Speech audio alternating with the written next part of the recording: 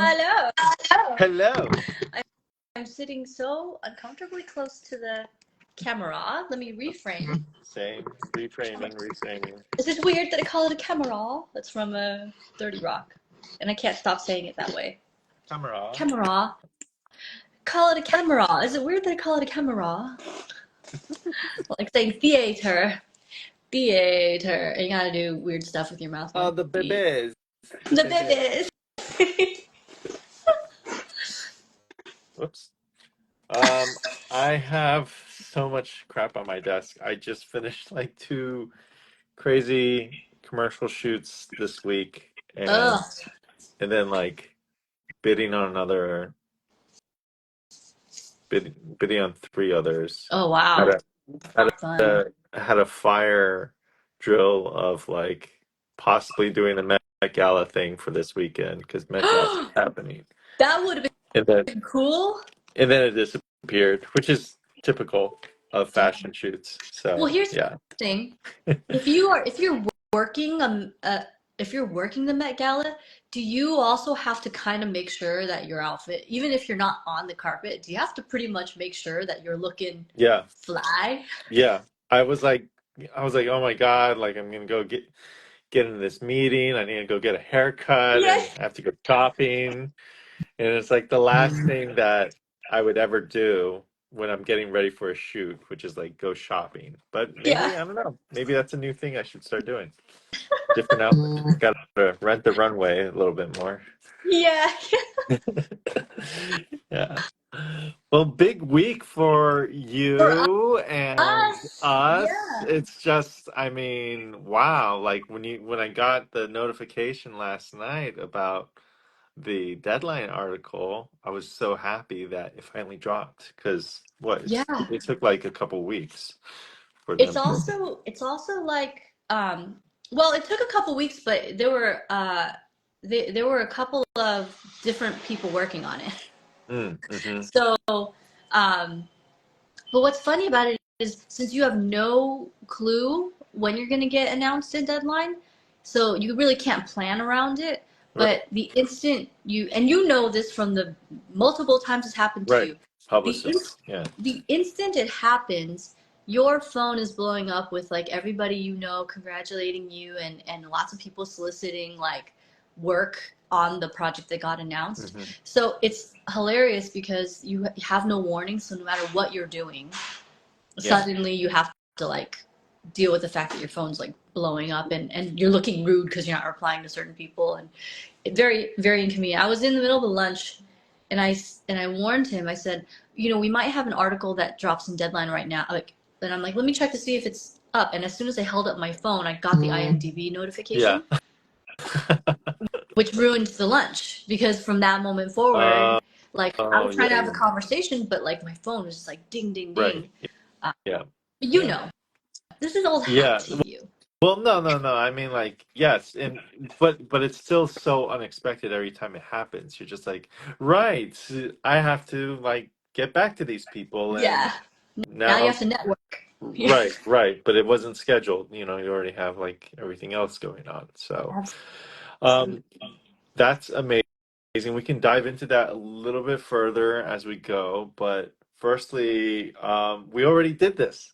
We did a Deja vu. show like 3 weeks ago, and then it got lost because it was bad. It went between like Wi-Fi to data and back to Wi-Fi during the upload, so it just never uploaded.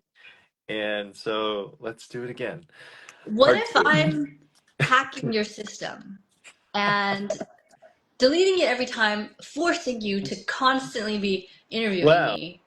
I would. That's fine because we have lots to say, but then it never gets saved to repost. So yeah, I'd be asking you this. I guess I would have to ask you different questions each time then. But I hope we can get a little, like, you had a lot of great insight on the first one, so I am going to go through the same questions. Cool. Hopefully we get back to those insights from before. Hi, Anna. And hi, anime fan. I'm like, I wonder if we're supposed to like say hi to people. Yeah, we are. I don't know. And if people have questions, they can hit that question bubble on the bottom for us to answer because I only have 5 questions Oh, to cool. ask during our quick 30-minute That's a Wrap. Um, so, firstly, introduce yourself, your wonderful occupation. Where are you calling from? I am Jennifer Zhang, and my occupation is a writer producer primarily, recently directing Me too. more, and acting mainly these days is just stuff that I do. I'm retired from the audition process. I hate it. You hate it, so you started writing for yourself. Yeah, I just bypass the entire thing. Um, and this is Los Yep, Angeles. yeah. And what was the third question? No, that's it. Oh, Name, that was it. occupation, location. Yeah. Are, Yeah. are you from Los Angeles, or were you born and raised there, or what? Oh, Timmy, she's one of the greatest martial artists ever. Timmy, I appreciate it, but I, I wouldn't bet on me in a fight. I'm, uh, I am originally from Texas, actually. Right. Yeah. Originally from Texas, and but when I was very little, moved to the border of Orange County in Los Angeles. So for the longest Oh. time, I had more of an Orange County cultural influence, which is not good. Mhm. But my entire adulthood has been in Los Angeles Uh, proper. So yeah. Wow. Okay. Okay. Cool. I'm like, do you have like an opinion of Texas barbecue and stuff like that? Like, I feel like a lot of Texans had that, but maybe you didn't get to, since you didn't spend your youth or, doing that. Yeah. I've gone back Yeah. several times. Hmm. I'm going to draw a lot of flack for this. Texas, there's a lot of good things about Texas, but the racism negates all that. Hmm. You know, Yeah. on the one hand, I went to this one, last time I went, in the morning, I went to get my coffee from a coffee shop, and they asked for $1 if I'd like a shot of whiskey in it. Mm, I was like, sure. that's not something that you get in Los Angeles. Right. It's 9 a.m. Right. I'll take a shot of whiskey in my coffee. So that's on the plus side. And then Yeah. on the negative side, all of the racism. So, Yeah, sometimes I'm like, is it racism or is it ignorance, slash bigotry? One is a negative sort of atten mhm. aggressive intentions, and the other is more like more nefarious intentions. The other is just like, I never met a Chinese. Yeah, It's okay. like, to which I'm like, great, I get to be your first Chinese Yeah. that you get to know, like. I feel I feel like that's a really good point because Texas is big enough that It's so big. It's so big. depending on Yes. Yeah. depending on the part of Texas, Hmm. it's either full-blown racism or ignorance. Right, So, right. That's true. That's true. And then there's that line where people are like, yeah, okay. straddle Um, it. Yeah. what what got you in the biz? Was it a movie? Was it a person in your life? Was it something that your parents or a family member pulled you towards? Like, what's the origin story of Jennifer Zhang? I definitely wasn't the family. They're still trying to undo that origin story. um, I've always been a storyteller from when I was very little. Like it couldn't be like there was just no way to extract that part of my personality out of me, Mhm. despite like several teachers trying. Right. Right, So I right. was always overwriting stories. Like if the assignment was like, write me a 1-page story, I'd write like a 10-page story.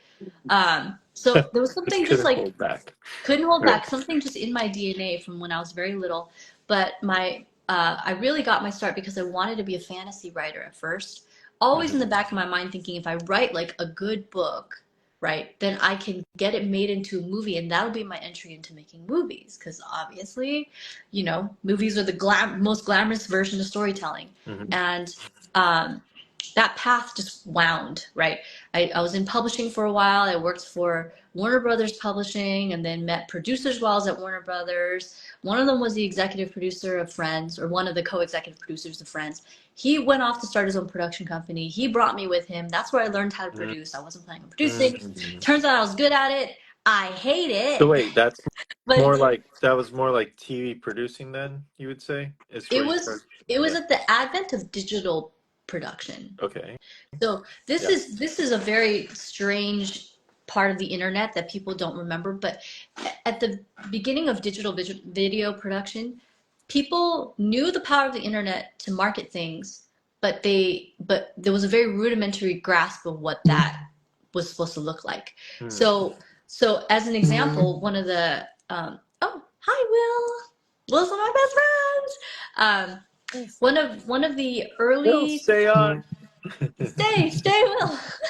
um, One of the early things that I did as part of that production company is everyone was just throwing out ideas of like how do we use the internet and digital video to market things. It was like um, and it was a publishing company that was one of our first clients, and they wanted to do um, trailers for their books so that you thought you were Yes. watching a movie Yes. trailer, and at the end it was like, no, buy the book, right? Yeah. So Yeah. even as much of a pain in the ass that was as where I cut my teeth, we were making like a little movie trailer Hmm. every week for Hmm. clients, and that required like like rapidly booking locations, rapidly casting, just doing snippets of things out of a book, making a little mini movie. And that very quickly proved not to be the way that people wanted to be marketed Yeah. books. Because they thought they were watching a trailer for a shitty movie, Right. right? They're like, this movie looks And then terrible. they're And like, it's not oh, like, wait, I have to spend days to see something this crappy by reading the book. yeah, I'd rather. Yeah, that's the thing, right? you're The book is like, alienating both audiences. right, right, right. Yeah, I did my share of Random House book trailers. Like Oh, one of them was called Fallen, and their idea was to have this male model just wear angel wings and walk around Times Square. And it was about the idea of like angels among us, and this girl falls in love with a fallen angel, and then uh-huh. it's this whole thing. It's basically Twilight with angels, right? That's the pitch. Kind of hot. It did get turned into a movie, which I don't think anyone Oh, saw, but it was a book trailer. That was the book trailer. isn't isn't that wild? Like, there was an era where people were doing that. Yeah, So we were probably both doing that in that that was very short pocket. 2010. Yeah, around Yeah, it that would have time. been Yeah. shortly. Yes, would have been shortly around then. Actually, exactly. Yeah. Yeah, around then. So ours, there was one that we had to do like the book was about like very like human sacrifice stuff, and I was like, how are we You supposed shoot to? that. Yeah, Yeah. how are we supposed to shoot something that looks convincingly? So we ended up draining somebody's pool because they convinced Mhm. us that the inside of their pool looked like a cave, like it had like if we took the water out. And then the client really wanted the woman to look naked. Okay. So Yeah. we found a, and then we would just shoot it so she wasn't, but we found a girl who, was very, very, very willing to be naked, which you'll find in Los Angeles. Um, and it was just it was one of the weirdest shoots because we set up an altar inside a drained pool, and she's in the pool naked on this altar, and I'm standing in the pool off to the side, and then at one point I just look up, and like the swimming pool is we're in the deep end, obviously it's just ringed with male crew members looking down at a naked woman and I was just Yeah, like, that's weird. Yep. Yep. this Yep. is strange. I don't Should I kind of don't like close the what we're set for that one. I'm like, I don't like what we're doing here. Yeah. Yeah. Oh Hi, man. Rod. Yeah. That's one of my coworkers from Warner Brothers. Yo, what up? The Well, welcome to the big show. Welcome to big the show. show. If you have any So questions that you want us to answer, please, and thank you, Greg, for that. Thank you, P. Groynum, P. Groynum, for the shout outs. If you have any questions, please uh, jump in the chat. Go ahead. So that was a very like Cammy salute from like Street Fighter. Um, I love that you know that. we But yeah, it was like yada yada, a lot of that stuff, and right. now and then movies. Digital marketing, and then I think that was such a great spot for us to break into because like other like prior to that it was like how do you get on a set, like a film set? It Yeah. seemed so hard, but like that was the way in through digital marketing for a lot of people, and I'm grateful for it. That's how I built my business too. 2013 was when I established Shoebox Productions, Oh, and it was built off of like Vine videos and digital marketing videos, like yeah. YouTube things. Yeah, the first big budget I got was um, a couple $1,000s to fly out to the Arctic Circle with three other people to go film the Iqaluit people of Canada. And That's I was sick. like, how do I do that? I don't know. I'll just figure it out. This is more money than I know how to work with. And then, like, if I were to look at that now, I'd be like, wow, we should have gotten some insurance and Yes. some of these other things. I don't know how we did that, but we did. Yeah, yeah. How cool Um, is it that like it just it's a series of random adventures. If you've got the person, if you're an yeah, adventurer, as I know you are, yes. it is a good job. Great job. Yeah, Yeah. yeah. You get to see the world. You get to meet a lot of cool people, Mhm. meet a lot of people you'll never ever meet again. Yeah. And you can just have a human connection. Yeah, I love it. That's a little bit about your past of how you got started, and then when did you feel like you found your rhythm? Like, were there things that you were making that you were like super proud of, and then you're like, okay, I need to be more writer. I need to be a director. Like, because you started with the producing side. How did you kind of make that distinction of which path to take when you got to that fork in the road? It was it, Ming. I've so what? Oh, my buddy Ming just joined. Yeah. Oh, hi, He Ming. just made a really cool AAPI music video that Oh, I was reposting. Yeah, he's in that's awesome. LA also. Yeah, Nice. yeah, Very nice. Music videos are their own beast. yes, Yeah, it's yes. awesome. Um, it was like since it's really a story about how I started out wanting to write and tell stories, and then everything else takes you off that path, right? Mm, Like I know a lot of people that started making movies because they wanted to act. By the mm-hmm, time by the time they reached the point in their career where they were financially stable from doing the production, they were too old to act, and they can only kind of, or they had let that muscle rust. So mine was similar to that. I was doing so much production on the side. I kept writing, right, and trying to sell my screenplays. um, I didn't have representation. So you just kind of hit little breaking points, right? And at one point I was like, I'm so frustrated. I'm just gonna try to figure out a way to make one of my finished scripts into a movie. And I'm gonna write it very contain I'm gonna pick a very contained one, and that's my goal. Um, this is not gonna take the route that you think it will. I was like, right, how am I gonna do this? right. Um, I happened to accidentally make a viral video called Mm-hmm. Street Fighter High. Oh Yeah, wait, my gosh, guess, this guess person in life just knows wrote it. that. Oh my, Whoa, that's hilarious. Guess who are you? That was hilarious that it was yeah, right on cue. Yeah. that was So, very on cue. Yeah, how so I did made you? a video called Street Fighter High, which was basically just, I was taking an acting class at the time, right? Because I Mhm. was trying to get everything, keep all the muscles toned while I was producing. Mm, Um, So I just told all my acting class friends, hey, we're, I'm gonna make a thing with some other friends that have like camcorders. It wasn't a proper shoot. My day job was with proper cameras.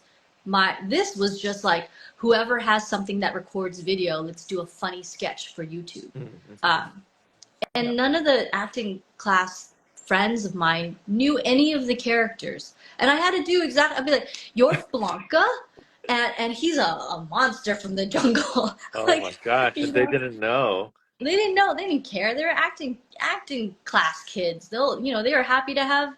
Um, so did that for fun. Right. It blew up. Like, this is such like internet history, right? It It is. It blew is. up, which Yeah. by today's standard didn't count as blowing up. Like it got like 50,000 views in like a week, and that is nothing now. Now you could fart in your hand on TikTok and get that in like a minute, right? But Looking back up then, partying in cans. Yeah. but back then, Time magazine reported on it. Whoa.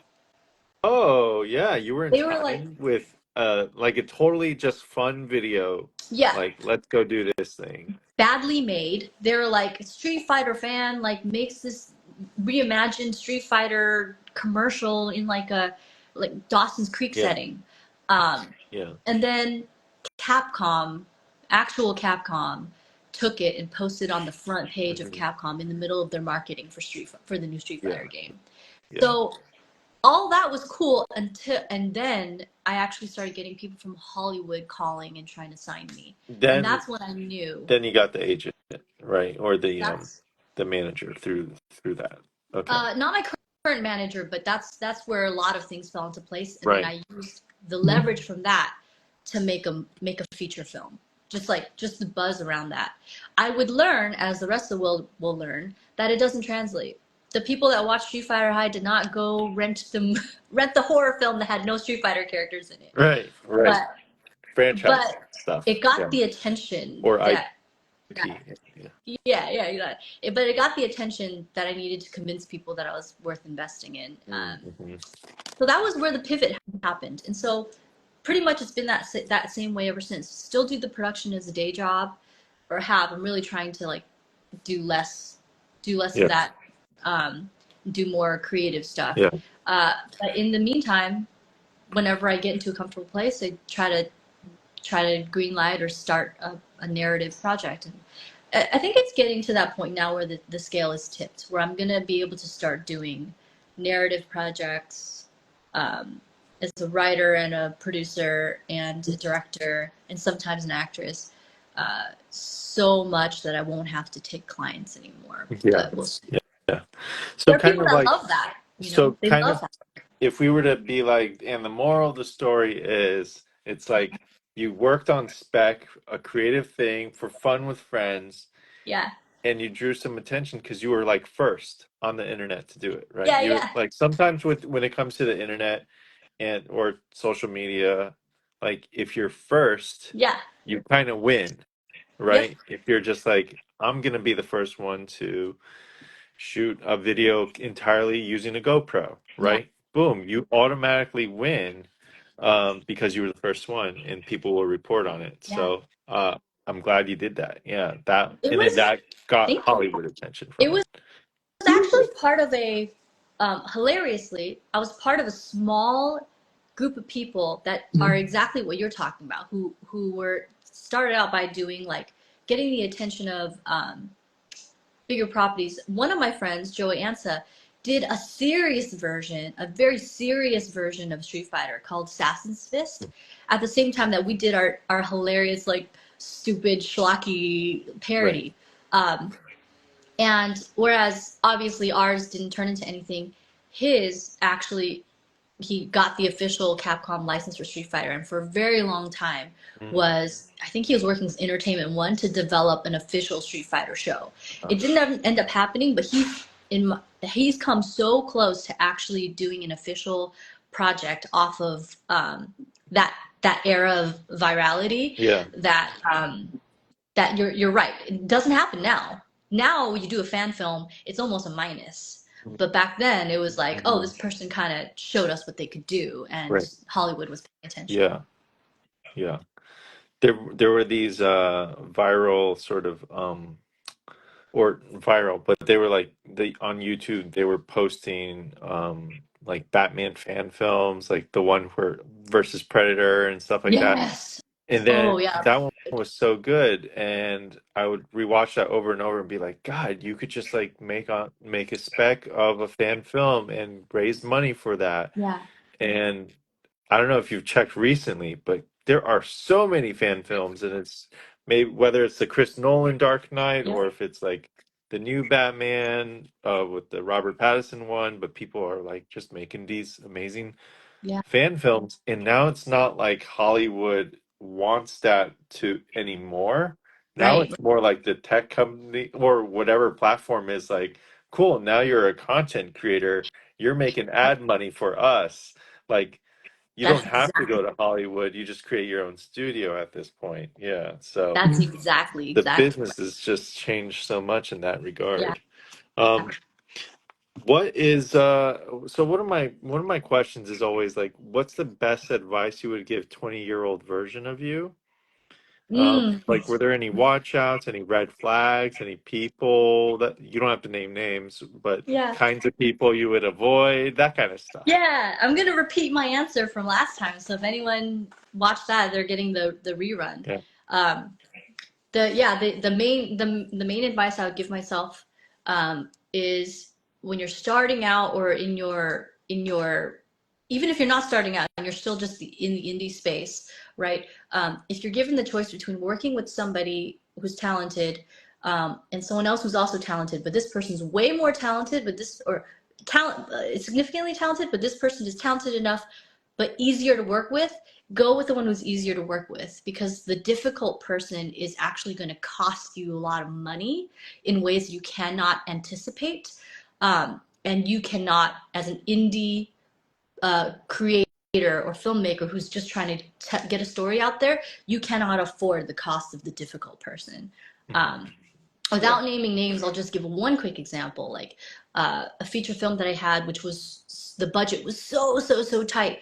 We had an actress who prided herself on being very method, and she was so talented when she was on. But if she was off, right, it was not good.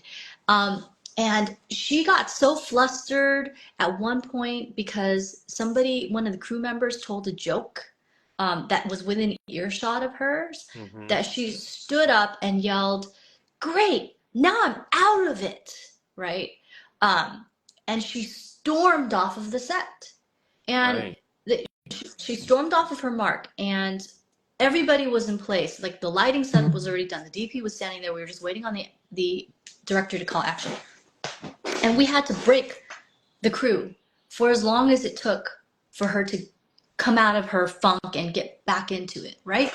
And imagine if a surgeon had to, I'd be like, yeah, great, now I'm out of it. I can't perform surgery, right? And the thing is, at the end of the day, there were scenes where she delivered such a powerful performance, but people don't know that literally every hour that she walked away and we couldn't find her was costing us Oh, thousands. Oh yeah, yeah. she'd disappear.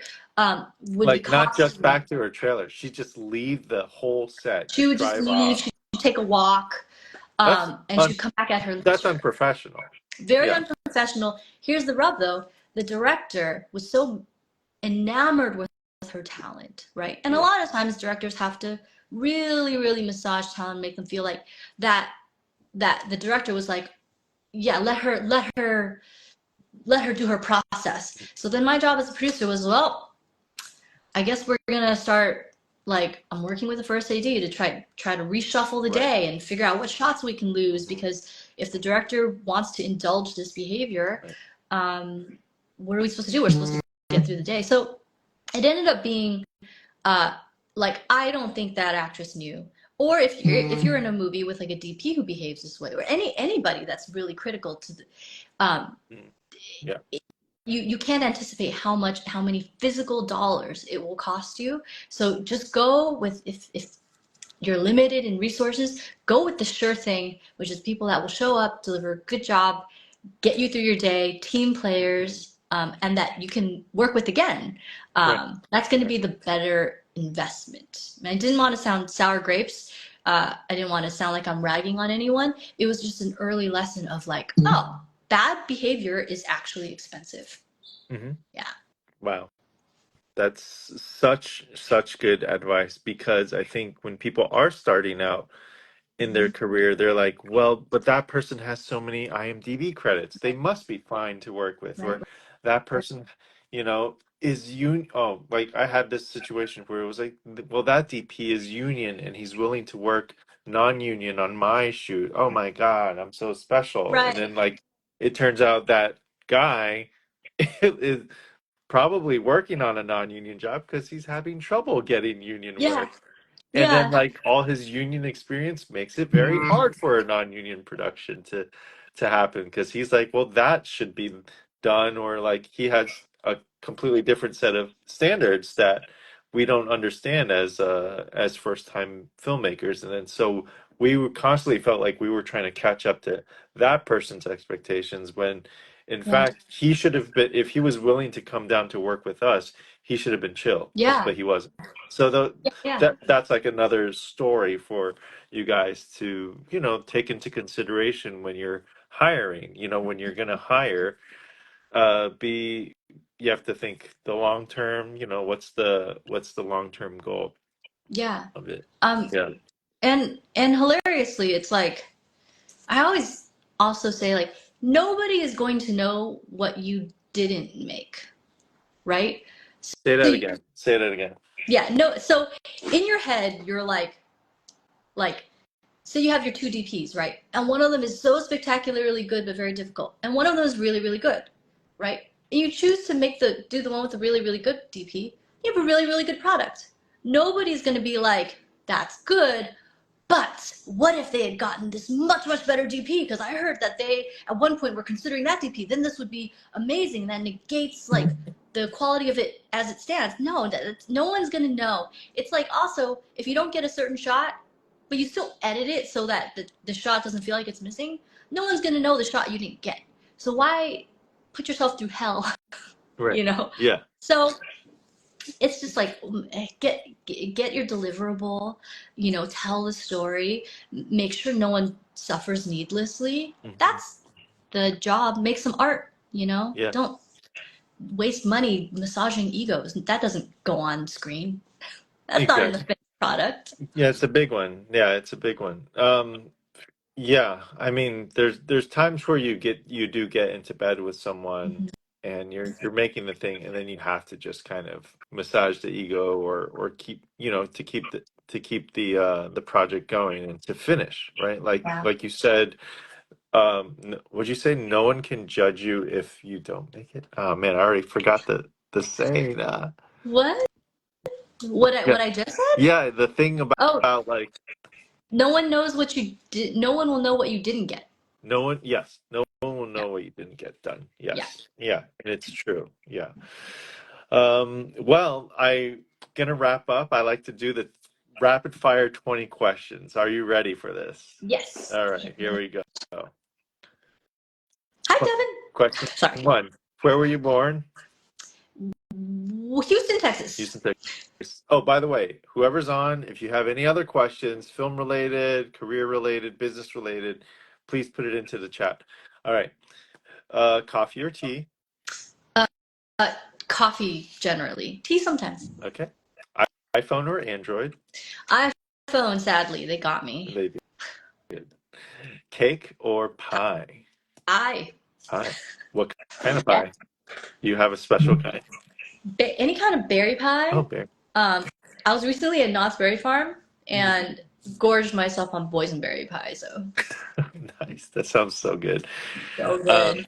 what is the most productive time of day for you? Uh, Witching hour. So when the whole world is asleep. Mm, mhm. In the morning or at night? Are you a night owl, like early riser? Like What do you? 1 a.m. to 5 a.m. are like my peak creativity hours. Yeah, yeah. I think I've seen you on at 3 a.m. I'm a night owl also. So like at 3 a.m. I'm like, why is she still on Instagram? Wait, why am I Why still are on you still Instagram? on Instagram? Yo, Better question. Yeah. yeah. All right.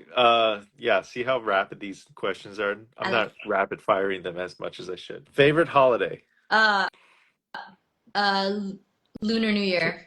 Nope. Moon Festival. Moon Festival. I know there's a joke there somewhere. Favorite color?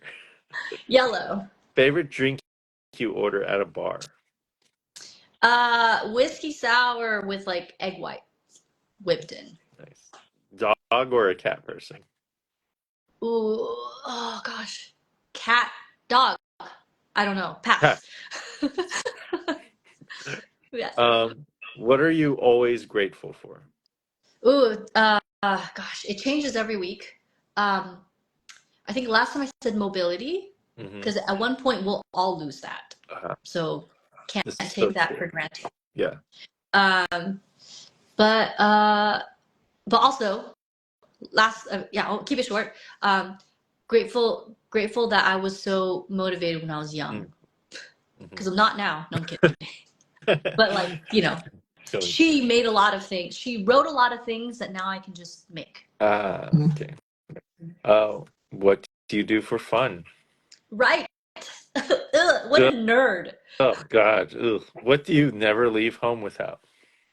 Uh, Yensa Super Silk Serum Lipstick. Uh, this is an ad, guys. Hashtag ad. They recently featured me, so now I'm just Uh, like a oh, forever spokesperson. yeah. You did your part. Here's your check. Yeah, yeah. What's your favorite thing to say on set? Favorite thing to say on set. Oh, honestly, I like saying copy. Copy. You don't say Copy. Copy. it. You don't say it in everyday life, right? So it's so specific to like copy Mm, that. It's just it feels militaristic and like we're here to do a right. job. I love copying. Right. Right. What's your favorite crafty snack item on set? Beef jerky. Like beef jerky. Get the protein in. Got Get the it. clean in. Uh, Yep. favorite destination that you've traveled to? Uh oh gosh, I think last time I said Montreal because of Fantasia Fest was such a great experience. Hmm. Um, so I'll say that for now. Okay. Yeah. Yeah. What's the last book you read? Is that my? Uh, I think Sorry. it's it's That's my music. Sorry, I think someone is playing with my Bluetooth headphones oh, upstairs. oh, see, I'm like, that's good taste in music. What was the question? The I was question too busy was, vibing. that was so funny. Yeah, I was like, is that Jen or is that me? What is your? Oh, the last. What is the last book you read? Oh, the second installment of the Three Body Problem series. Ooh. Yeah. Uh, thank you, Lauren Jackson, for joining and staying. Um, Oh, thank you. the three body problem. Which one? It's called the Dark Forest. Oh my Oh, gosh, I keep calling it okay. Three Body Problem 2. And Okay. I that's think not what I it's think called. fans will know what you're talking about. Yeah. Yeah. What is your favorite band or musician that you could just Oh, always listen to? Yeah, David always jam to. Bowie. Bowie. All right. Right. Bowie or Michael Jackson, but All right. Right. Spiders from Mars. mhm. What is your greatest fear? Oh, I got caught up. I got stuck on this last time. Uh, Immobility. immo- um, okay, I have a new one Okay. because of something that happened in between last time and this time. Um, Right. yeah, Yeah. yeah. Having anything requiring massive, oh gosh, anything requiring massive irradiation to my head. That could only mean like an MRI. Yeah. Or like I had like a scary mole on my scalp. And then I remember a friend of mine had breast cancer and they had to irradiate her chest for and her chest just became like a desert, right? Mm, So for the brief period that I thought that the thing on my head might be like cancerous, I was scared. I'm like, what if they just have to bake my head? And nice. and Yeah, that's that good. really scared me just to be like a desert Yeah. on my face. You're just That's like probably not medically accurate, right. but that's Just oh wow. Wow. Yeah, that is a big fear. Yes, for sure. Um the last question I have, it's kind of a three-parter, but it's one. Just like your top three favorite movies, they don't necessarily have to be in order, but just like favorite three movies off the top of your head. I might mix up what I said last time because I probably have five and I switched like the three. The Matrix is always going to be number one. Hmm. Everything Everywhere All at Once, and I want to say either Sunset Boulevard or There Will Be Blood. Oh, yes. There will be blood. That I remember asking you why there will be blood. Oh yeah, yeah. Uh You said it stumps you it's because it of the stumps me. protagonist. Yeah, because I'm an instructor at Save the Cat, and the point of Save the Cat is always to teach people the proper structure, then they can master it, then they can break the mold, right? You don't want to like you don't want to mess with something that you don't understand in the first place. Right. Um, and There Will Be Blood messes with a lot of the conventional things that we tell people about creating a protagonist, and yet it still works. And the main thing is like he's pretty irredeemable all the way through, and yet you still really, really want to root for him. And they test you. That movie tests your loyalty to him many Mm, times. mm, He keeps mm. getting worse and worse, and you still want to see him prevail against all these good people. I don't understand why I like him so much, you Right. know? Yeah. And so I like the movie.